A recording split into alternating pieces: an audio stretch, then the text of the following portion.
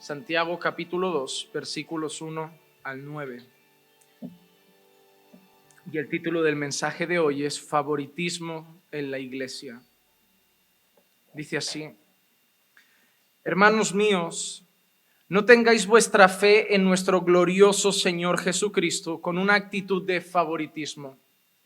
Porque si en vuestra congregación entra un hombre con anillo de oro y vestido de ropa lujosa, y también entra un pobre con ropa sucia, y dais atención especial al que lleva la ropa lujosa y decís, tú siéntate aquí en un buen lugar, y al pobre decís, tú estate allí de pie o siéntate junto a mi estrado, ¿no habéis hecho distinciones entre vosotros mismos y habéis venido a ser jueces con malos pensamientos?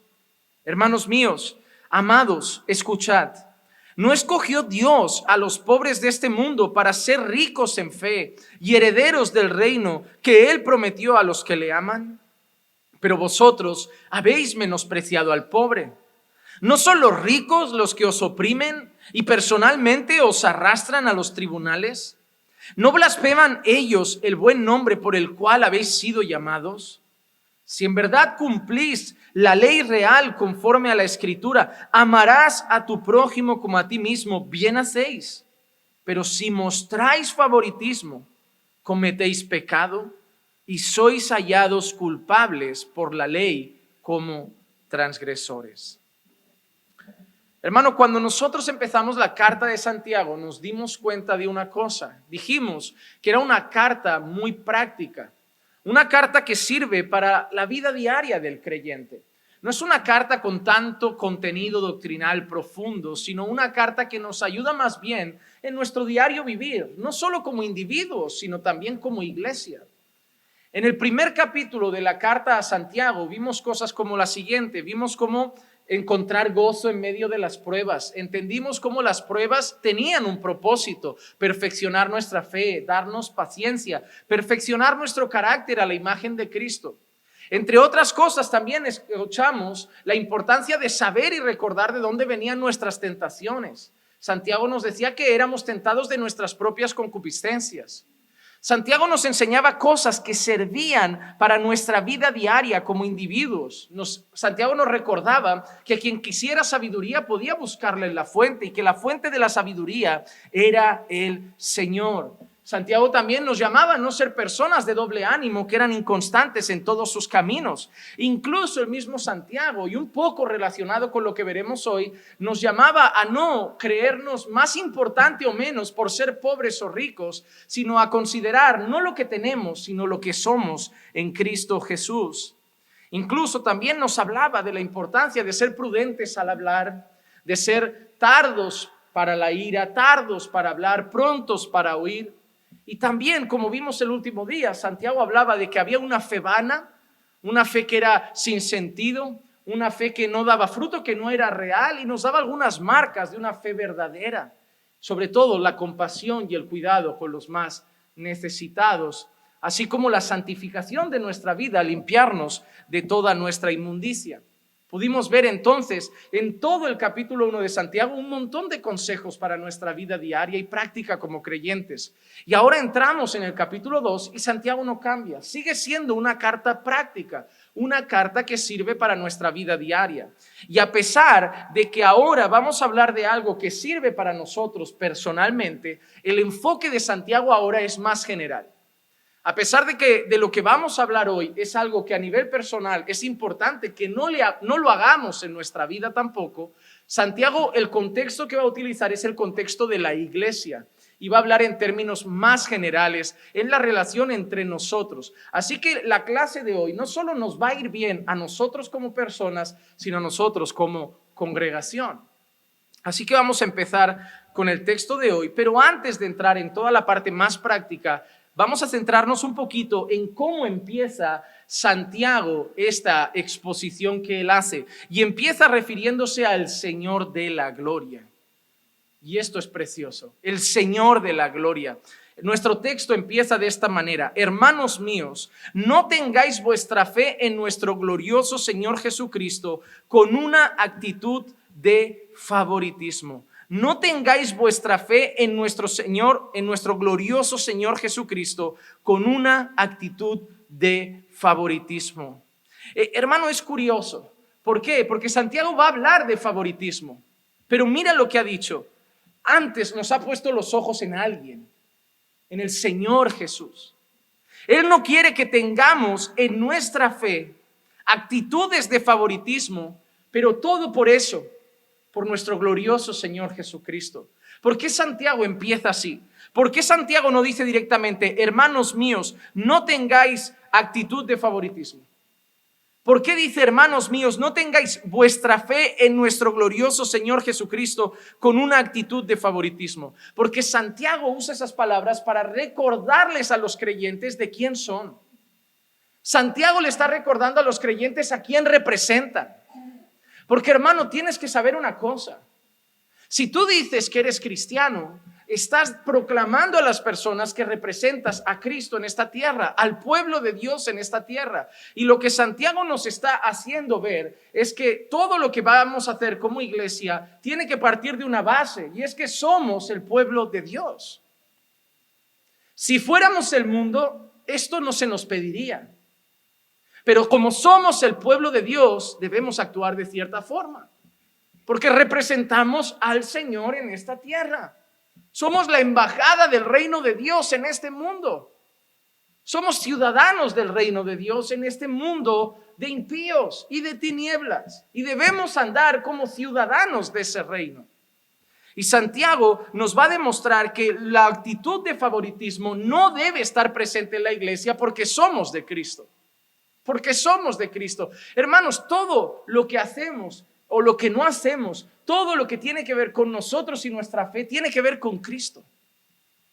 Amamos a nuestros enemigos por Cristo. Perdonamos a los que nos ofenden por Cristo. Nos congregamos y caminamos juntos por Cristo. Tú eres mi hermano por Cristo. Adoramos al Señor por Cristo. Podemos orar al Padre por Cristo. Todo lo que hacemos en la vida es por Cristo, hermanos. Amamos al prójimo por Cristo. Luchamos contra el pecado por Cristo.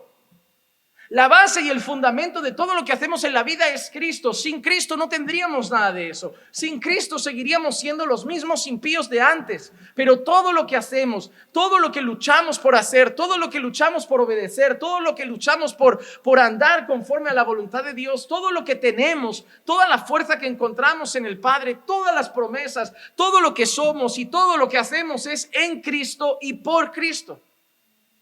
Y por eso Santiago quiere poner los ojos en Jesús. Os lo pido porque estáis en Cristo. Os pido esto porque representáis a Cristo, porque es lo que Cristo haría, en pocas palabras. Porque es la pregunta que responderemos al final. ¿Acaso Cristo trataría al pobre diferente del rico? Entonces, si vosotros tenéis vuestra fe en nuestro Señor Jesucristo, no puede haber favoritismos, porque nuestro Señor Jesucristo no los tuvo con nadie. No los tuvo con nadie. Pero es bonito cómo se refiere a Él, nuestro glorioso Señor Jesucristo.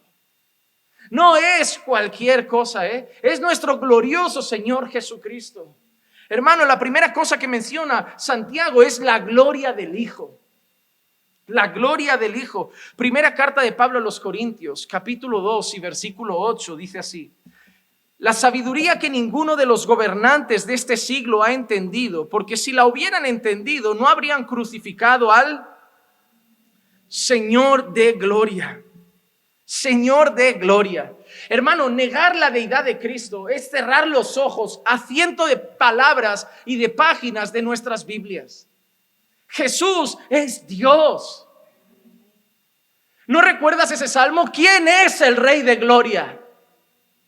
Y todos los judíos cantan ese salmo hablando y pensando en el Señor. ¿Y quién es el Rey de gloria? Y Pablo dice, si hubieran sido sabios, si hubieran sido entendidos, no habrían crucificado al Señor de gloria. Él es el Rey de gloria, Jesús.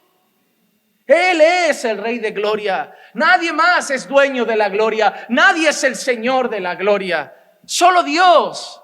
Y a Jesús se le llama el Señor de gloria. el Señor de gloria. Él es el Rey de gloria, Cristo Jesús, nuestro Señor y nuestro Salvador. Santiago no se refiere a Él de cualquier manera, se refiere a Él, a nuestro glorioso Señor Jesucristo, porque Él es el Rey de gloria. La gloria de Dios también representaba la presencia de Dios. La palabra gloria en el Antiguo Testamento se usaba a veces para referirse a la presencia de Dios. Primera de Samuel, capítulo 4 y versículo 22 dice: y dijo, se ha ido la gloria de Israel, porque el arca de Dios ha sido tomada. Cuando el arca era tomada, cuando el arca fue sacada, aquí dice el relato que se fue la gloria de Israel, porque ellos relacionaban el arca con lo que la palabra gloria ahí es la palabra kabot, significa presencia, presencia, se refiere a la presencia de Dios. Y lo que consideraban es que la presencia de Dios estaba donde estaba el arca. Y cuando el arca es tomada, ellos creen eso, la gloria se ha ido de Israel, porque la presencia de Dios ya no está. Porque si se han llevado el arca, es como si Dios estuviera ahí. Es como si Dios estuviera en ese arca, y donde estuviera el arca estuviera el Señor. Y ellos consideraban que si el arca se había ido, la gloria de Israel se había marchado, la presencia de Dios se había marchado. Así que nuestro glorioso Señor Jesucristo, ¿qué es sino la gloria de Dios? El mismo Dios hecho presente, Dios hecho hombre, Dios encarnado. ¿Por qué nosotros sabemos que la presencia del Señor está con nosotros? No está el arca, hermanos. ¿Dónde está el arca? ¿Dónde está el arca? ¿Dónde está el templo? Que decían que era donde Dios moraba. ¿Dónde está el templo? ¿Dónde está el arca? No están. Cristo es Dios hecho presente. Ya, pero ahora Cristo no está entre nosotros, está la persona del Espíritu Santo, también es Dios. Dios siempre ha estado con su pueblo, hermanos. Dios siempre ha estado y siempre estará con su pueblo. Pero en este caso vemos la palabra gloria referida a la presencia de Dios. Y Cristo es eso, la presencia viva y encarnada de Dios entre los hombres. Y por último, me gustaría hacer alusión también a cómo la palabra gloria hace referencia a la gloria final, a la gloria final. Romanos 8:18 dice lo siguiente: pues considero que los sufrimientos de este tiempo presente no son dignos de ser comparados con la gloria que nos ha de ser revelada, con la gloria que nos ha de ser revelada. Pablo anima a los romanos en medio de pruebas y dificultades a estar firmes, diciendo que esos sufrimientos, que esas pruebas no son nada comparado con la gloria que nos ha de ser revelada. Y hace alusión a esa eternidad gloriosa que nos espera.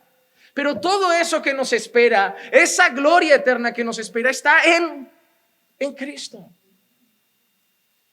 Hermano, todo está en Cristo. La Biblia no es un libro que habla del pueblo de Dios. La Biblia no es un libro que habla de la nación de Israel. La Biblia es un libro que trata de Cristo. Desde Génesis todo trata de Cristo.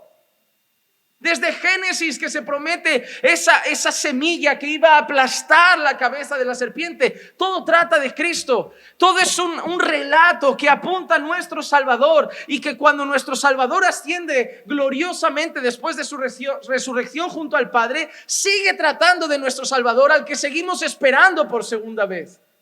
Todo trata de Cristo. Todo era sombra de lo que había de venir en Cristo. Los sacrificios trataban de Cristo, apuntaban al sacrificio final que sería Jesús, el Cordero de Dios que quita el pecado del mundo. Los sacerdotes apuntaban a Cristo, ellos mediaban entre Dios y los hombres, y ahora nosotros tenemos un mayor y mejor sumo sacerdote sin pecado, y el único mediador entre Dios y los hombres es Él, porque ya no hay más sacerdotes legítimos, porque tenemos al único sumo sacerdote, Jesús. El arca, la presencia, trataba de Cristo. El tabernáculo apuntaba a Cristo. El maná que cayó del cielo para sustentar a los hombres apuntaba a Cristo. Yo soy el pan del cielo, yo soy el pan de vida. Todo trataba de Cristo. Hasta Moisés apuntaba a Cristo. Se levantará un profeta como Moisés, al que todos escucharán. Todo apuntaba a Cristo. Y después de que Cristo asciende en gloria, todo sigue apuntando a Cristo. Seguimos firmes esperando la segunda venida de Cristo. Bautizamos a las personas porque Cristo lo hizo y representa que ahora son nueva criatura en Cristo. Esperamos nuestra resurrección final porque Cristo resucitó como una primicia de los que habríamos de resucitar. Y la cena del Señor apunta a Cristo. Mi muerte anunciáis hasta que venga. Todo es Cristo, hermano. Todo gira en torno a Cristo. Y así empieza Santiago. Todo lo que hagamos, todo lo que digamos, todo lo que pensemos, todo tiene que girar en torno a Cristo, hermano. No podemos perder de vista a Jesús. Pablo quiere que miremos a Jesús, Santiago quiere que miremos a Jesús, Pedro quiere que miremos a Jesús, Juan en sus cartas quiere que miremos a Jesús, los evangelios quieren que miremos a Jesús, todo apunta a que miremos a Jesús siempre, a que miremos a Jesús siempre. Y en base a nuestra fe en Cristo, no puede haber favoritismo en la iglesia. Favoritismo en la iglesia. Y de eso se va a tratar la enseñanza de hoy. Favoritismo entre visitantes o miembros de la iglesia incluso. Entre visitantes o miembros de la iglesia. Versículos 2 y 3 dice lo siguiente. Porque si en vuestra congregación entra un hombre con anillo de oro y vestido de ropa lujosa, y también entra un pobre con ropa sucia, y dais atención especial al que lleva la ropa lujosa y decís, tú siéntate aquí en un buen lugar, y al pobre decís, tú estate allí de pie o siéntate junto a mi estrado. Así que ahora Santiago va a decirnos que no puede haber favoritismo en la iglesia. Y Santiago usa dos colectivos.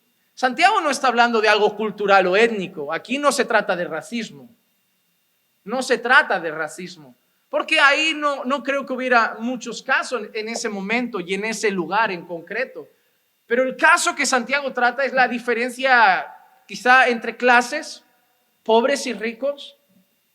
Santiago dice que si entra un hombre por la puerta de allí y entra con ropa lujosa, con anillo lujoso, con anillo de oro y lo vais a recibir y le decís bienvenido, está bien. Recibirlo está bien, darle la bienvenida está bien. Incluso acomodarlo y decir, mira, siéntate aquí está bien. La cuestión es cómo tratáis al siguiente que entra, si es un pobre, mal vestido y sucio.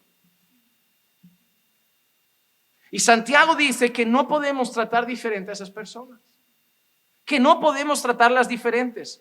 Hay personas que creen que habían diferencias, favoritismos en el pueblo de Dios. En el pueblo de Dios. Miren, por ejemplo, en Hechos 6, ¿recuerdan cuando se tienen que buscar teóricamente los primeros diáconos? ¿Cuál era la necesidad? ¿Que las viudas, todas? No, las viudas de los helenistas estaban desatendidas. Las viudas de los helenistas estaban desatendidas. ¿Por qué las otras no? Porque en teoría hay una suposición, el texto no lo deja claro, pero puede ser una posibilidad muy grande, se diera prioridad a otras viudas y no a otras, en concreto a las helenistas. Y por eso los recursos, mira, llega la ayuda humanitaria, llegan los recursos, vamos a dar primero a estas viudas, que son las de casa, las de nuestro territorio, las hebreas que se han convertido al Señor, y luego a esas helenistas medio griegas. Es posible que eso pasara en la iglesia. Hermano, a veces hay personas que me dicen, debemos ser como la iglesia primitiva. Hablan así como si en la iglesia primitiva no hubieran problemas. Siempre la gente me dice, ahora en la iglesia hay mucha hipocresía, ahora en la iglesia hay mucho egoísmo, ahora en la iglesia hay mucha enemistad, ahora en la iglesia hay mucho de eso, deberíamos ser como la iglesia primitiva. Y la gente dice eso como si en la iglesia primitiva todos se amaran, se abrazaran todos los días. Hermano, si Santiago está diciendo que no haya favoritismo, es muy posible que Santiago haya visto favoritismo. Y por eso llama la atención a la iglesia. Si Pablo escribe, por favor, ¿qué hace un hombre acostándose dentro de la iglesia con la esposa de su padre? O ruego a Evodia y Síntique que hagan las paces de una vez. Había un conflicto entre dos hermanas. ¿Por qué habla la iglesia de que no hayan divisiones entre vosotros? Que no haya eso entre vosotros. Porque esas cosas pasaban. ¿Saben por qué? Porque desde que la iglesia existe, desde que Dios tiene un pueblo, somos pecadores. Hay conflictos, hay roces. Si no fuéramos pecadores, no tendría que existir un mandamiento que es soportaos los unos a los otros. Pero ¿por qué hay que soportarse? Porque a veces las relaciones tienen conflictos. Somos pecadores en las manos de Dios, siendo transformados por Dios, pero todavía no somos un cuerpo glorificado. Luchamos con la carne, luchamos con el pecado. Hay veces que uno tiene un mal día, no contesta bien, uno no saluda a alguien, uno se le cruza un cable y hace una mala mirada en la iglesia y eso provoca una herida, cualquier cosita puede pasar. Pues somos de carne y eso puede traer heridas, puede lastimar, puede dividir, puede traer una contienda, pueden pasar muchas cosas. Por eso nos tenemos que corregir, por eso nos tenemos que exhortar, por eso tenemos que orar unos por los otros, ayudarnos unos por los otros. Si tu hermano peca, ve y repréndelo. ¿Por qué? Porque tenemos que estar uno encima de otro, cuidándonos, puliéndonos, porque hierro con hierro se aguza. Porque somos pecadores. Somos pecadores. Lo que no podemos es acomodarnos en el pecado de saber cómo somos pecadores. Si siempre ha habido defectos, aceptemos todos los defectos. No hay que luchar contra ello. Hay que buscar ser perfeccionados en Cristo. Así que es posible que hubieran casos de favoritismo en la propia iglesia. En la propia iglesia. Y eso no es algo de extrañar, porque si habéis venido de algunas congregaciones, a veces se trata con más favoritismo al que ofrenda más. Más puesto en la iglesia. Más atención pastoral. A veces pasa, no en todas, no voy a generalizar, pero hay lugares donde más billete, más buen trato. Tú, mano derecha del pastor, pero si no tiene un don ni buen testimonio, pero suelta 2.000 euros al mes. Eso ha pasado en algunos lugares, porque hay lugares que dan lugar al favoritismo. Y ese hermano, mira ese hermano, qué carácter, qué testimonio, qué ejemplo. Además se nota que tiene un llamado, un don del Señor para la enseñanza, pero un pobre, no me interesa, ni traje tiene. Hay gente así. Tristemente, eso está en el seno de algunas congregaciones, pero no debe ser así. Pero en este caso hay otra posibilidad. Que se tratara de un llamado de atención con visitantes. ¿Y por qué digo con visitantes? Porque Santiago dice, si viene un rico y le decís, tú siéntate ahí, y viene un pobre y le decís, tú quédate ahí, parece que son visitas. ¿Por qué? Porque a la visita es a la que recibes, la acomodas, el miembro de la iglesia ya entra, hermano, ¿qué tal? Y ya pasa, se sienta, pero es la visita a la que le das la bienvenida, la que le dices, mira, puedes sentarte por ahí o puedes sentarte por allí. Entonces es posible que estés refiriéndose a visitas que llegan a la iglesia. Así como nosotros podemos recibir visitas incluso de inconversos, la iglesia también recibía visitas. Eso no es algo alocado. Primera carta de Pablo a los Corintios, el capítulo 14 y el versículo 23 dice lo siguiente. Por tanto, si toda la iglesia se reúne y todos hablan en lenguas y entran algunos sin ese don o son incrédulos, ¿no dirán que estáis locos? ¿No dirán que estáis locos? Entonces, hermanos, ¿qué está diciendo Pablo en este texto? Pablo en este texto está regulando los dones. Son 2 o 3 capítulos que giran en torno a los dones. Entonces Pablo está hablando de eso, ¿no? Que si entra un incrédulo, una visita a la iglesia y de golpe ve a todos a la vez hablando en lenguas, ¿qué va a pensar? Esta gente está loca.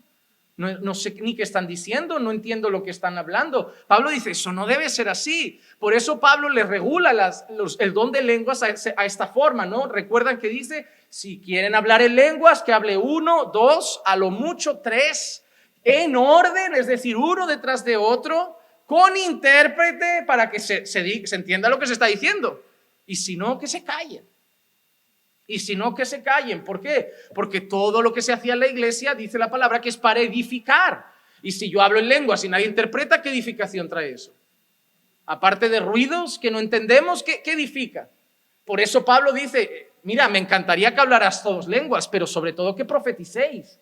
En el sentido de que hablarais la palabra del Señor, porque es lo que dice, ¿no? El que viene y profetiza, es decir, el que habla la palabra del Señor, se edifica, pero el que habla en lenguas, si no hay intérprete, solo se edifica a sí mismo, y habla con el Señor, pero a la iglesia no aporta nada, y por eso Pablo lo regula y dice, mira, si vais a hablar en la iglesia, no lo prohíbe, dice que hable uno, o como mucho dos, o máximo tres.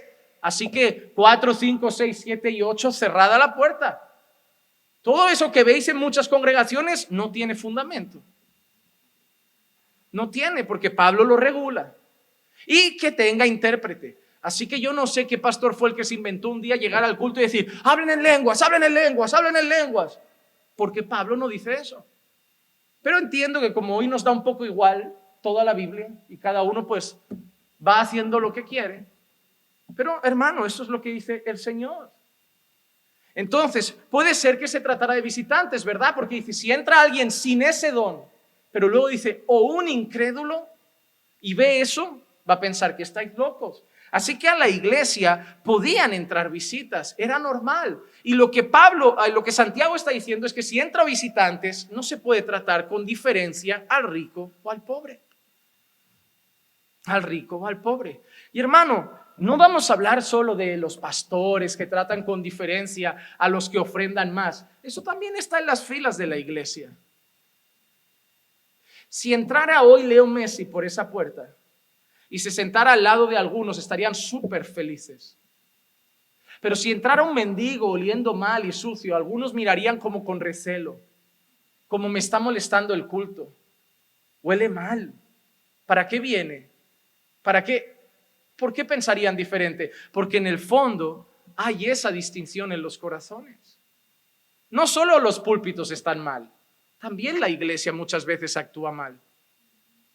Yo he visto personas entrar en esta congregación, hablo de esta, que no son tan agradables de tratar, con algún tipo de dificultad o con alguna enfermedad especial, como hemos tenido algún caso de algún hermano, amigo, conocido, que nos ha visitado y que tiene alguna enfermedad quizá mental o de alguna cosa que hace un poco más difícil tratarlo y la gente los evita.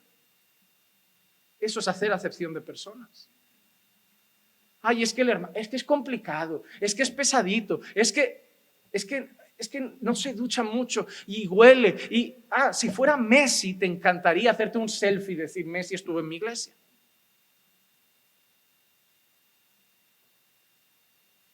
Hay que luchar con eso, hermanos. Los problemas no solo están en los pastores, también están en la congregación. Y debemos siempre examinarnos a nosotros. ¿Cuántas personas han visitado esta iglesia? ¿Cómo he tratado a todos? ¿Cómo los he saludado? ¿Cómo les he dado la bienvenida? ¿Por qué? Porque Santiago nos ha recordado, somos el pueblo del Señor glorioso. Jesús, ¿cómo trataría a ese enfermo? Jesús, ¿cómo trataría a esa persona con esa discapacidad? Jesús, ¿cómo trataría al mendigo? Te aseguro que Jesús trataría bien a Messi, pero también trataría bien al mendigo. No trataría diferente a uno del otro, porque Jesús no vería sus títulos. Jesús no vería su fama. Jesús vería su alma. Cuando yo conocí al Señor, hay una frase que intenté grabarme en el corazón, porque eso es algo con lo que todos luchamos. Yo vengo de un país como España, en el que en más o menos medida hay lugares donde el racismo está muy presente. Pero voy a decir algo, no solo cosa de europeos ni de españoles, que a veces he hablado con latinos y me dicen, es que los ecuatorianos, es que los bolivianos no son de fiar, es que los colombianos son así, es que los brasileños son traicioneros. Así que el racismo está en todas partes. Me he dado cuenta tratando con gente que cada uno tiene un país que no le cae bien, es que los pakistaníes, es que los musulmanes, es que los indios, es que aquí se escucha mucho, es que los chinos, pero eso está. No es solo blancos contra negros, es una frontera con la otra, da igual el color y el idioma, porque somos malvados, porque hay maldad en nuestro corazón, y es así de claro. Y cuando yo conocí al Señor, Hermano, una frase que alguien me dijo una vez, que intento y oro por ella, porque no es algo que de la noche a la mañana cambia toda la cultura de tu cabeza. Tienes que ir renovándote cada día en la palabra. Pero la frase que me ayuda mucho es: no veas personas, ve almas.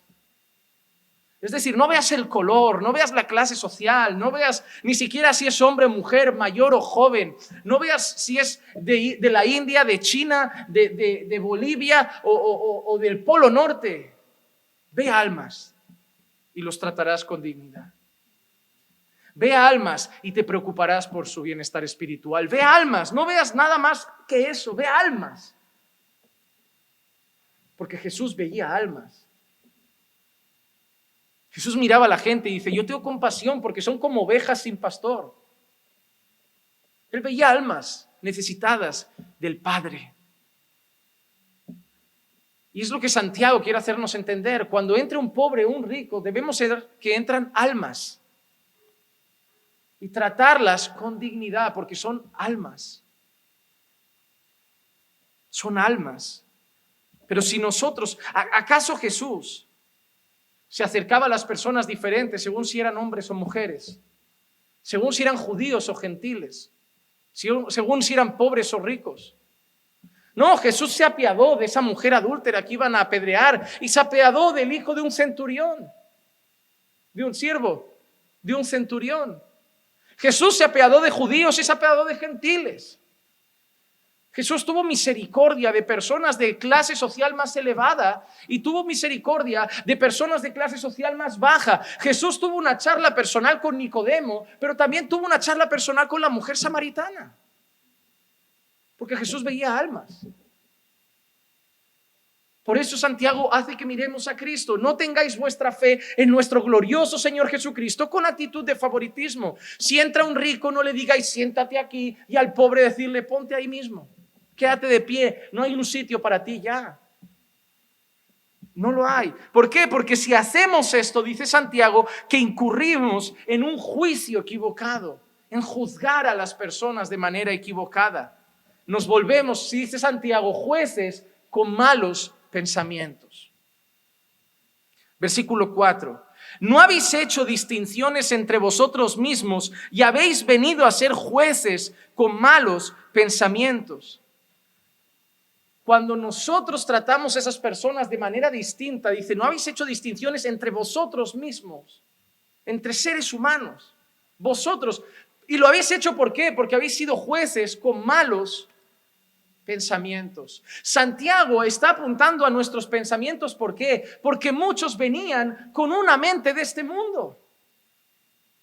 ¿Qué le había enseñado la cultura a los discípulos? Que con una mujer y samaritana no se hablaba. Y para ellos sería chocante ver a Jesús hablando con una mujer samaritana por sus pensamientos. Nunca. ¿Cómo actuaba la gente cuando Jesús toma y coge a Mateo, a Leví, un cobrador de impuestos? ¿Cómo qué? ¿Un traidor de la patria como discípulo?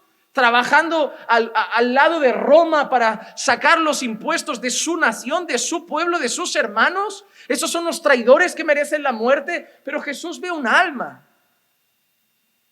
Pero los propios discípulos se veían afectados por la cultura de aquel momento. Por la cultura de aquel momento. Y nosotros también. Algunos de nosotros traemos machismo en nuestros corazones. Otros traen feminismo, otros traen racismo, otros traen clasismo. Y eso es lo que pasa, que muchas veces actuamos no bíblicamente, sino que aunque no queramos, actuamos marcados por lo que nos han enseñado en nuestra cultura años atrás. Debemos luchar por renovar nuestra mente en la palabra de Dios, para que cada día nuestra manera de actuar sea más conforme a la palabra y no conforme a lo que me enseñó mi padre o lo que se hace en mi país. Es que en mi país, es que mi familia me enseñó, es que en mi casa la cultura es así, es que en Rusia somos más brutos. No me importa, si la Biblia dice mansos es mansos.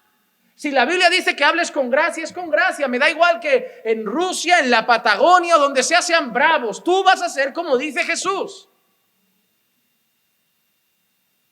¿Qué pasa? Que si venimos de una cultura que el adulterio y ser un mujeriego es lo normal, lo vamos a hacer. Marido de una sola mujer, fieles a nuestra esposa. Porque debemos ser lo que dice Jesús. Es que la cultura me dice que me vista así, con pudor, con modestia y decoro, porque tengo que ser lo que dice la palabra. No se trata de lo que pensamos nosotros, se trata de lo que piensa la Escritura. Así que no se trata de lo que piensas tú de ningún país, de ninguna clase social o de quien sea, se trata de lo que dice la Escritura. Miren, antes de conocer al Señor yo odiaba la religión, la odiaba. De Dios no me quejaba tanto, pero de la religión sí, de lo que es iglesia, religiosos, lo odiaba. Ahora amo la iglesia. Ahora amo la iglesia y para muchos me he vuelto una persona muy religiosa. Pero ¿saben qué odiaba más que la religión? Los políticos. Para mí el foco de toda la peste y el cáncer de la sociedad siempre ha sido los políticos. Y yo llegué con ese odio en mi corazón. Di PP, Unidos Podemos, PSOE, me da igual, los odiaba a todos. Mi frase siempre es: todos roban, todos son corruptos, de derecha o izquierda, todos se van a hacer ricos a mi costa. No van a venir al hospital cuando esté enfermo, no les da igual si se muere mi madre y no les preocupa si llego a fin de mes. Quieren ser ricos a costa del país, disfrazado de lo voy a cuidar, pero es mentira. Y ese odio estaba aquí. Llego al Señor y el Señor me pone en la palabra: orad por vuestros gobernadores. Y yo, ¿cómo? No, deberían ser mejores en aquella época. ¿Cómo me vas a pedir eso? Y yo me pongo a estudiar la historia de los gobernadores de aquella época y no eran mejores. Te aseguro yo que tener a César como emperador no era... Bueno, César y Pablo Iglesias, yo no sé cuál hace más daño al país. Da igual lo que tengamos, da igual. Era igual de difícil convivir con esos políticos. Era igual de difícil, pero no había la excusa de... Pero mira cómo... Da igual, orad por ellos para que haya paz en el país. Orad por ellos para que podáis vivir en armonía. Orad por ellos para que sean sabios a la hora de tomar decisiones. Es impresionante. Es impresionante. Y hay que luchar contra eso, hermano. Hermano, tú tienes que meditar cada día en la palabra, examinarte y saber todo lo que sigue podrido aquí dentro. Y luchar contra ello en base a lo que dice la Escritura. Y en un caso, a veces actuamos con favoritismo. No vamos a decir soy racista, soy clasista, pero sale solo. Sale solo. Si pasa un Maserati por al lado de la calle, lo voy a mirar así. Y si pasa un mendigo, voy a mirar así. Sale solo. La gente dice, no soy clasista, no trato diferente a las personas, pero uno me asombra y otro lo ignoro. A veces sale solo. Pero Santiago dice que cuando tratamos diferente a las personas por su clase, somos jueces de malos pensamientos.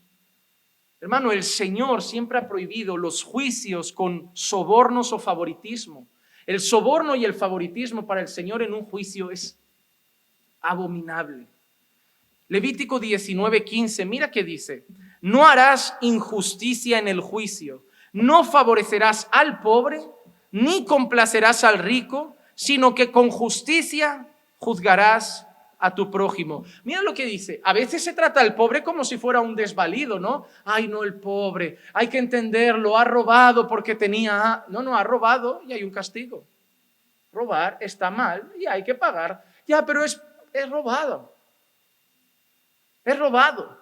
A veces vemos gente vendiendo cosas robadas por la calle, ¿no? Y la policía viene, los detiene. Pobrecitos, los del Top Manta. Es robado.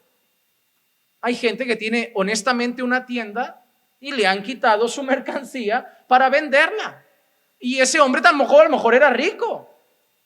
Y han quitado el pan de alguien para venderlo. Da igual que tengan hambre, da igual que sean necesitados, robar está mal y se sanciona con la ley. Mira lo que dice: ni tratéis con pena al pobre ni con favoritismo al rico, sed justos. Cuando vaya a haber un juicio, no miréis quién está delante. No miréis si es pobre, no miréis si es rico, no miréis si va de traje o de chándal. Sed justos, analizad qué ha pasado y actuad con justicia. El Señor quiere eso. El Señor quiere eso. Los sobornos, la injusticia, no son algo nuevos, pero son prácticas que el Señor no tolera. No tolera el Señor. Nosotros debemos ser justos a la hora de juzgar. Óigame, Dios está regulando juicios. Dios, hay otra palabra que a mí me gusta, aparte de la justicia, y es la palabra imparcialidad. Deuteronomio capítulo 1, versículo 17 dice: no mostréis parcialidad en el juicio. Lo mismo iréis al pequeño que al grande. No tendréis temor del hombre, porque el juicio es de Dios. Y el caso que sea muy difícil para vosotros, me lo traéis a mí y yo lo iré. En este caso, hermanos, está hablando Moisés a un grupo de hombres que él había designado para juzgar cosas del pueblo. Había muchos problemas en la nación, y a Moisés me imagino que estaba en su tienda tratando los asuntos, y cada día la fila más larga. Hace no mucho fui al Esplau y vi la fila que había en el Primark. Yo dije, madre mía, la gente, la de fila que está... No, en serio, eso parecía la entrada del Dragon Khan en agosto y sin cuarentena. Eso era una fila inmensa para entrar al Primark. Y yo me quedé asombrado. Pues yo me imaginé esa fila y Moisés ahí. Venga, otro caso. Moisés, esa gallina yo la compartía con el vecino, pero ha puesto un huevo y yo sé que había un huevo y yo lo he ido a buscar y el huevo no estaba, y le dije al vecino que el huevo del lunes para él, el huevo del martes para... Eso era así, ¿eh? A Moisés a veces se volvería loco como, en serio, por un huevo. Pero esa gente existió siempre y va a existir siempre.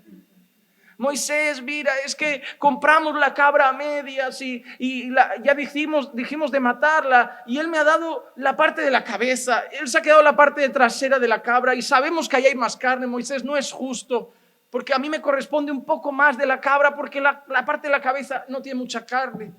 Y Moisés estaría así como, ¿sabéis qué? Que otras personas traten algunas cosas. Y él puso hombres a tratar asuntos del pueblo, porque él no abarcaba todo y acabaría pues saturado, iba a agotarse. Y entonces pone a hombres y les dice que no traten a la gente con parcialidad. Dice, dad oído a todos por igual, al grande y al pequeño. No tengáis temor al hombre, porque muchas veces el juicio injusto es debido al temor al hombre. ¿Cuántas veces los jefes de los cárteles se van de rositas en los juicios porque la gente tiene miedo de juzgar con justicia? Ay, es que si somos justos, irán a por la familia. Es que si somos justos, irán a por mi primo. Es que si somos justos, amenazarán a mis hijos. Oye, dejémoslo libre. Pero viene el mendigo que robó una naranja y todos a por él, porque él no puede hacernos nada. El temor al hombre a veces hace que se trate con parcialidad. El temor al hombre. Ay, ¿cómo me voy a meter yo con esas personas? Yo prefiero no hacer ese juicio. Pero esa sí, esa no importa nada, esa no me afecta en nada, lo voy a hacer. Moisés les dice, no seáis parciales, sed imparciales. Oíd a todos por igual y actuad con justicia. No tengáis temor al hombre, porque el juicio es de Dios. El juicio es de Dios. Y Moisés les dice, bueno, y si pasa algo muy grave, me lo traéis a mí y yo me encargo. Así que Santiago ha dicho que no debe haber favoritismo en la iglesia, especialmente entre el pobre y el rico, porque nuestro Señor Jesucristo no lo habría hecho.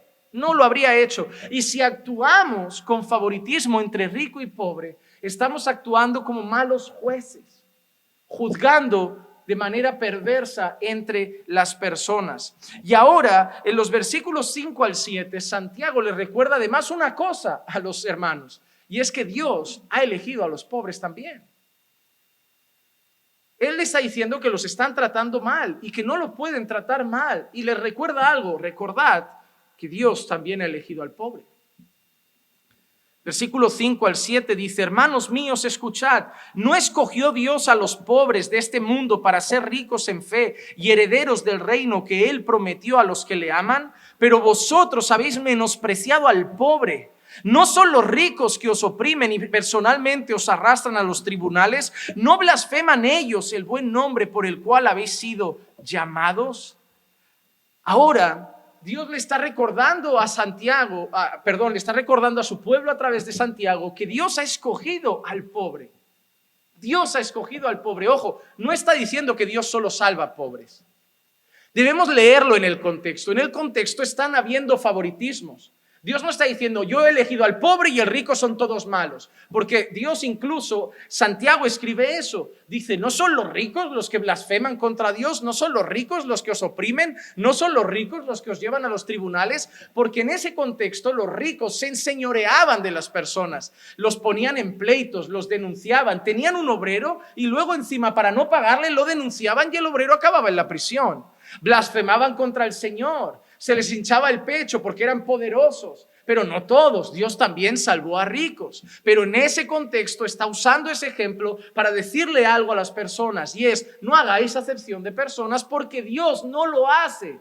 Dios ha escogido al pobre para hacerlo rico en la fe. Dios muestra su gloria salvando a los pobres también.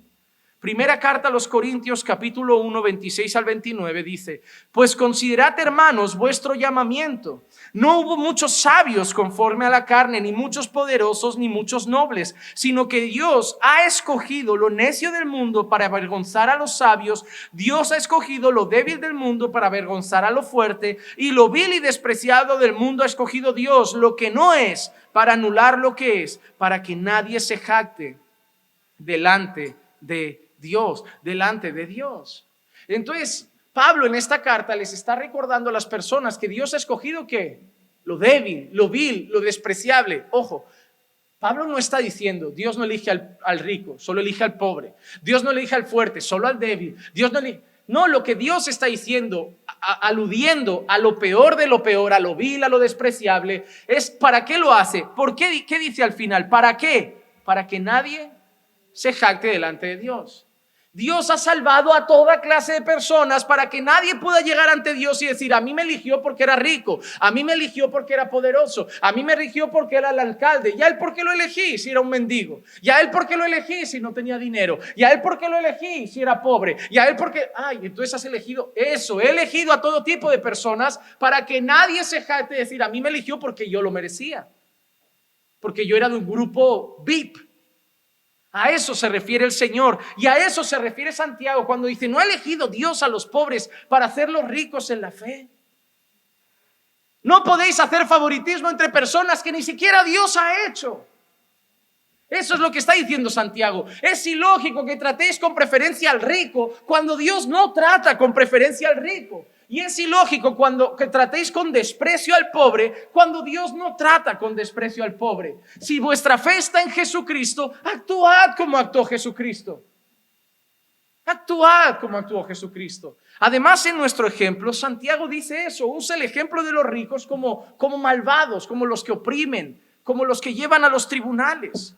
La opresión de los ricos ha existido en aquel tiempo y sigue existiendo hasta hoy. Sigue existiendo hasta hoy. En serio, yo he visto cosas que son vergonzosas. Claro, yo no soy de las personas que tengan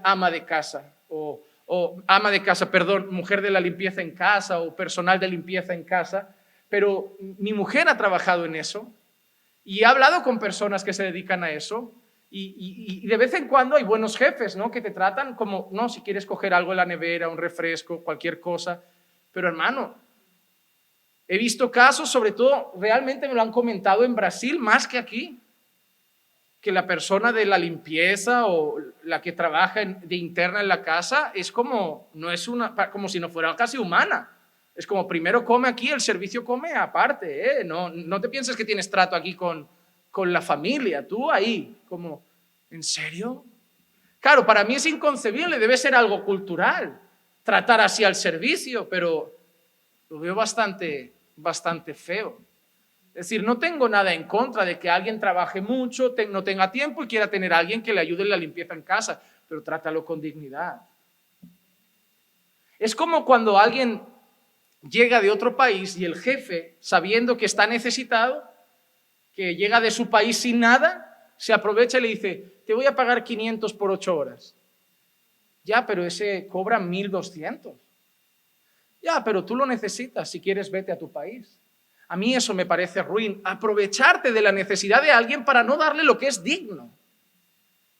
A eso me refiero. Es decir, lo justo es darle lo que todo el mundo gana. pero me aprovecho de su necesidad, me aprovecho de su condición y le doy menos porque sé que no está en actitud de negociar y que va a hacer lo necesario para comer. Que lo haga el mundo, lo entiendo.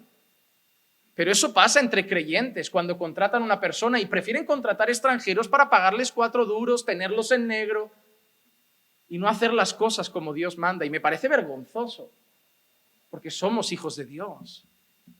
En teoría caminamos con rectitud y tratamos a las personas con dignidad. No vale de nada defender, ser pro vida, ir en contra del aborto para defender al bebé del vientre, si no tratamos con dignidad a las personas después de nacer tampoco. Hay que defender la vida en el vientre y fuera del vientre. Hay que defender al bebé que está en el vientre y hay que defender al mendigo que está en la calle. Nosotros deberíamos sufrir con las injusticias de este mundo, porque somos el pueblo de Dios. Proverbios 14:31. El que oprime al pobre afrenta a su hacedor, pero el que se apiada del necesitado le honra.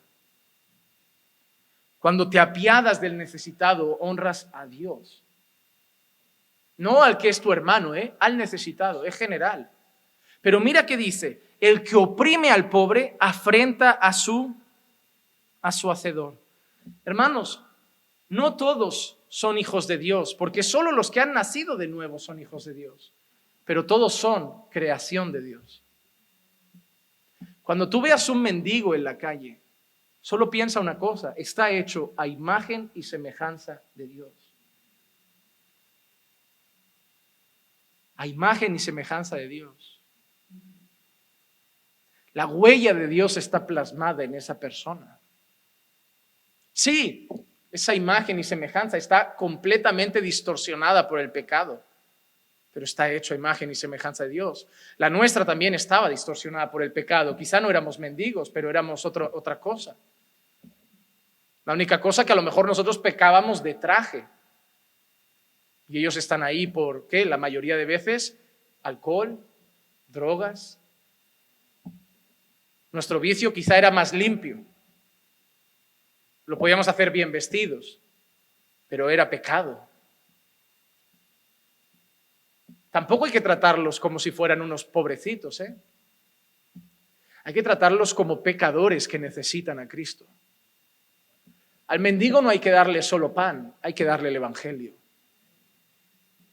Porque si le doy pan y lo dejo muerto en sus delitos y pecados, ¿de qué sirve? Solamente lo estoy mandando al infierno con la barriga llena. Pero si le digo arrepiéntete, ¿qué pasará si Jesús lo hace libre del alcohol? ¿Qué pasará si Jesús lo hace libre de las drogas? El evangelio transforma más que las obras solidarias. Las obras solidarias calman el hambre un momento, el evangelio transforma una vida para siempre. Hermano, hacer buenas obras está bien, pero predicar el evangelio es glorioso. Es glorioso. Y sí, hay que apiadarse de ellos en honor a su hacedor, pero hay que predicarles el evangelio. Cuando fui a una conferencia que hablaba de cómo evangelizar a drogodependientes, eso fue muy interesante porque el hombre es un ex drogodependiente irlandés y él contaba cómo tiraba piedras a los predicadores, todo lo que hacía. Y él decía, el gran error es tratar a los drogodependientes con pena. Él lo dijo así, dice, no, dice, además son tramposos. Te intentarán dar pena para sacarte dinero y seguir sucumbiendo a su dosis. Jugarán con la pena para que les sigas complaciendo en su vicio. Dice, no tengas pena de su pecado. Ataca su pecado y llámalos al arrepentimiento. Y me sorprendió porque normalmente hay ciertos vicios que uno dice, pobrecitos. Dice, no, es tan pecador como el mujeriego, solo que el hombre se tiró a las mujeres y él se tiró a las drogas. Es pecado. Y así como Jesús hace libre al adúltero, Jesús hace libre al drogadicto. Dice, no trates ningún pecado con compasión. El pecado mata y no hay que tener compasión del pecado. Hay que atacarlo con la luz del evangelio. Me encantó esa conferencia. Voy a ver si la grabaron y se las haré llegar. Pero al final de todo, Santiago nos dice el por qué el favoritismo está realmente mal. Y es porque carece de amor al prójimo. Cuando hay favoritismo, has pecado contra Dios. Porque al prójimo no lo has amado como a ti mismo. Si en verdad cumplís la ley real conforme a la Escritura, amarás a tu prójimo como a ti mismo, bien hacéis. Pero si mostráis favoritismo, cometéis pecado y sois hallados culpables por la ley como transgresores. ¿Sabes lo que me he dado cuenta en la iglesia? En la iglesia se habla mucho de algunos pecados.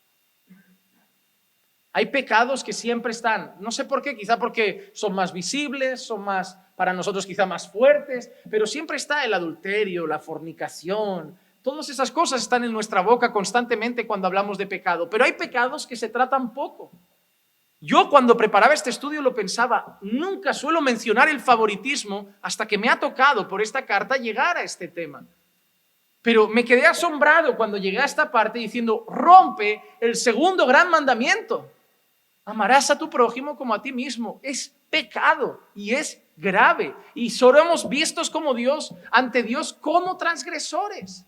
Yo cuando empecé a estudiar este pasaje, analicé mi último mes hasta donde me daba la memoria si había tenido alguna actitud de favoritismo para pedir perdón al Señor. Porque favoritismo, cuando yo lo estudiaba, lo trasladé mucho más allá del pobre y del rico. Tratar a un hermano con diferencia que a otro, hacer acepción de personas de cualquier tipo y a cualquier nivel. Tratar a alguien con más privilegio por su título o su reputación. ¿Cuántas veces en la iglesia, ¿quién es usted? Yo soy el pastor. No, siéntese aquí, primera fila. O en el altar si cabe. ¿Y usted quién es? No, yo soy un miembro de la iglesia de... siéntese donde quiera, bienvenido. Favoritismos hay en la iglesia. Si es el alcalde, no, hermanos, hoy nos visita el alcalde. Nos visita cada mes alguien y nadie hace un anuncio especial. ¿Por qué hoy tenemos que anunciar al alcalde con tambores? No, hermano, les voy a pedir una cosa. Cuando entre por esa puerta un mendigo, o cuando entre un pastor, o cuando entre Messi, si entra un día, quién sabe, ¿no? ¿Quién sabe? Todo es posible. Él también se tiene que arrepentir de sus pecados. Les gusta mucho cómo juega la pelota, pero si no se arrepiente se va al infierno con la bota de oro. Igual entra un día. Dios quiera que salve su alma. Dios salve su alma un día, la de él y la de todo el mundo que Dios tenga en sus propósitos. Pero si entra Messi, o si entra el alcalde, o si entra el pastor Paul Washer, o si entra cualquier mendigo de la calle, o la prima del hermano de la iglesia, a todos se les tratará igual. Bienvenido, siéntase como en casa. Ya está. Y que se siente donde más le guste. ¿Sabían que hay gente que a veces le sientan en primera fila y no le gusta? A mí algo que me envasaba a veces cuando iba a visitar alguna iglesia, que al ser el pastor te separaban de la iglesia y te llevaban aparte con otros pastores y tú decías, yo quería estar en el culto con mis hermanos, me han separado y te quedas ahí. Hermano, no puede haber favoritismos en nuestra vida y especialmente en la iglesia, porque es una muestra de no amar al prójimo. Santiago había hablado del amor a los desfavorecidos. En el capítulo anterior, al final del capítulo, el versículo 27 decía, la religión pura y sin mácula delante de nuestro Dios es esta, visitar a los huérfanos y a las viudas en sus aflicciones y guardarse sin mancha del mundo. Santiago ya nos había llamado a ser compasivos con los más desfavorecidos y ahora de golpe dice que hay gente que está siendo tratada mal. ¿Quién? Los pobres. Y probablemente entre esos pobres estarían huérfanos y viudas. Y Santiago dice, no podéis tener favoritismo. ¿Por qué? Porque el favoritismo rompe el segundo gran mandamiento. Mateo 22, 36 al 40. Maestro, ¿cuál es el gran mandamiento de la ley? Y él le dijo, amarás al Señor tu Dios con todo tu corazón, con toda tu alma y con toda tu mente. Este es el grande y el primer mandamiento. Y el segundo es semejante a este, amarás a tu prójimo como a ti mismo. De estos dos mandamientos dependen toda la ley y los profetas. Cuando nosotros tratamos a alguien con favoritismo, rompemos ese mandamiento. Pecamos contra Dios. ¿Te preocupaba tu orgullo? Te preocupaba tu mal carácter, tu falta de paciencia, ahora súmale este. Otra cosita más para la batalla. Qué vida la nuestra, ¿eh? Ahora entendemos cómo tenemos tantas ganas de que vuelva el Señor Jesús. Porque esto es una guerra, hermano. Cuando creías que tenías 7 contra los que luchar, aparece el 8º. Y espérate que sigue la carta, ¿eh? Vendrá el 9º, vendrá el 10º. La batalla es así, hermano. La mayor batalla es contra nosotros mismos, para someter nuestra vida a la voluntad de Dios y transmitir a Cristo a través de nuestras acciones, así como a través del evangelio que predicamos, pero también a través de la vida que vivimos. Jesús es un ejemplo de eso. Cada vez que me pongo en casa con Clicia una serie sobre Jesús, ya sé, hermanos, que Jesús no es eso, es un actor, ya lo sé. Hay gente que se enfada por cada cosa. El otro día subí una imagen con una frase y salía un Jesús, un actor de una película. Y había gente comentando esas cosas. Ese no es Jesús. Digo, ya, bueno, ¿qué culpa tengo yo de que no hubieran cámaras? Si no pondría la suya, pero de momento me conformo con un actor. No estoy diciendo que sea Jesús. Y yo, es que a uno le pregunté, ¿tú crees que alguien piensa que lo es? Porque de verdad es absurdo. Todos sabemos que es un actor, pero es simplemente una ilustración. A veces hay gente que es muy necia. Pero cada vez que veo una serie sobre Jesús, una película sobre Jesús, yo no sé si a ti te pasa, pero a mí me da vergüenza de mí. Yo me enamoro más de Él. Veo y digo, cuánta ternura. Imagino sus palabras, su manera de tratar a las personas, ver cómo lo odiaban y Él devolvía amor. Y yo miro esas películas y esa serie y pienso, Señor, yo estoy tan lejos, pero tan lejos. Veo estas cartas, las preparo y me examino y digo, fallo tanto. Y me sale solo. O sea, no me tengo que esforzar para fallar a Dios. Me tengo que esforzar para no fallarle. Porque el fallarle me nace, hermano. Pero yo no quiero pecar contra Él. No me voy a cruzar de brazos y decir, es que somos todos pecadores. No, pero ahora tenemos al Espíritu Santo. Ahora hay que batallar, hermano. Ahora hay que meterse en el ring con oración, meterse en el ring con ayuno, meterse en el ring con palabra y decir, venga, hoy un mano a mano contra el orgullito. Y ahí entrar en la habitación a darle palos al orgullo. Mañana vamos a por la soberbia. El jueves atacamos, yo qué sé, la mentira, que de vez en cuando tengo facilidad para escapar de algunas cosas con una mentirijilla piadosa, pero bien nos dijo el pastor que no hay mentira piadosa, que mentira es mentira y el padre de ella es el diablo. Otra cosa para luchar. Y ahora el favoritismo. Y a mí que me cae tan mal esa persona, que no la trago y la trato de esa manera, voy a tener que cambiar. Es así, hermano. Que Dios nos ayude, pero ¿por qué tenemos que actuar así? No solo porque es pecado, porque Dios mismo no hace acepción de personas.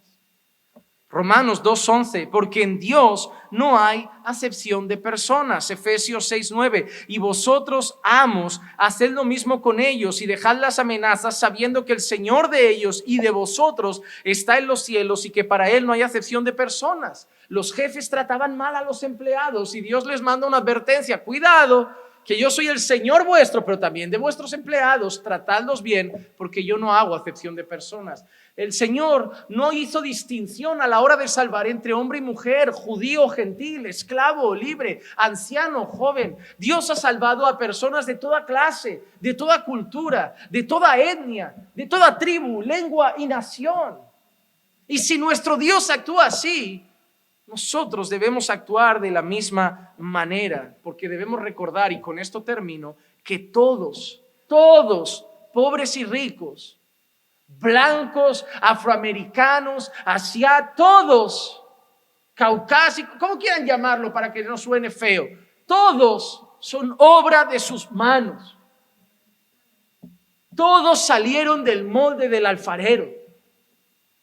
Job 34:19, que no hace acepción de príncipes ni considera al rico sobre el pobre, ya que todos son obra de sus manos, el príncipe y el mendigo. Solo que el príncipe está en palacio y el mendigo está en la calle, pero ambos son obra de las manos de Dios. Y hay que tratarlos con dignidad. Así que, hermanos, debemos orar para que no haya favoritismos en la iglesia. Debemos orar para que no haya favoritismos entre nosotros. Hermano, ¿tú a qué te dedicas? No, pastor, yo voy trabajando de vez en cuando. Tú no serás nada aquí. Y tú, hermano, no, pastor, yo me dedico a la construcción, yo facturo bien, me llega. Tú tienes pinta de ser pastor. Mañana, mi mano derecha. Secretario, alguna cosa te buscamos para engancharte aquí por mucho tiempo. No hay que hacer favoritismos. No hay que tratar diferente a las personas por su título. Hermano, no me importa si ganas 1,000, 2,000 o 500 al mes. No me importa si tienes un título universitario o no acabaste la escuela básica. No me importa si vienes de una familia pobre o acomodada. No me importa si tu padre es un noble o si tu madre era prostituta. Porque sois almas. Sois obra de sus manos. Y así tenemos que vernos los unos a los otros. Así que cuando entre un pobre por esa puerta, que entrarán, les diremos solo una cosa: bienvenido, siéntete como en casa. Y cuando entre un rico, que también puede ser que entre, le diremos lo mismo: bienvenido y siéntete como en casa. Es más, al pobre, si podemos, le ayudaremos. Pero trataremos a todos con igualdad. Si entra la prostituta, le diremos bienvenida. Si entra el borracho, le diremos bienvenido. Si entra el drogadicto, le diremos bienvenido. Y si entra el trajeado, le diremos bienvenido, porque todos son obras de sus manos. Y que eso lo apliquemos no solo a la iglesia, sino que seguro que también lo puedes aplicar tú en alguna área personal de tu vida. Tú vas a trabajar con gente con dinero, con gente sin dinero. Tú vas a ver pobres por la calle y gente rica. Acuérdate de estas palabras cuando vayas a tratar a cualquier persona. Y solo recuerda que a todos los hizo el Señor. Vamos a orar. Padre, te damos gracias por tu palabra, por ayudarnos un día más a entender qué deseas para nosotros como pueblo, como iglesia, y entender que quieres que seamos un pueblo que no hace acepción de personas, que actúa con justicia y equidad y que trata a todos con dignidad. Señor, perdónanos por las veces que hemos fallado en este mandamiento, pero ahora, Señor, que lo hemos podido estudiar y meditar más profundamente, no tenemos excusa. Ayúdanos a combatir contra él, a batallar con ferocidad y a luchar con las armas espirituales que nos has dado para que cada día seamos más perfeccionados a la imagen de Cristo. Que tu iglesia trate a todos como lo que son, las obras de tus manos, creación tuya, para honrar no solo sus vidas, sino al hacedor de sus vidas. Gracias por este día. Llévanos con bien a nuestras casas, acompáñanos a nuestros hogares, cuida el camino de vuelta junto a nuestras familias, danos una noche de descanso y dales un buen día de trabajo mañana a mis hermanos. Guárdalos, cuídalos, Señor, y que puedan vivirlo para tu gloria. Te lo pido en el nombre de Jesús. Amén, amén y amén.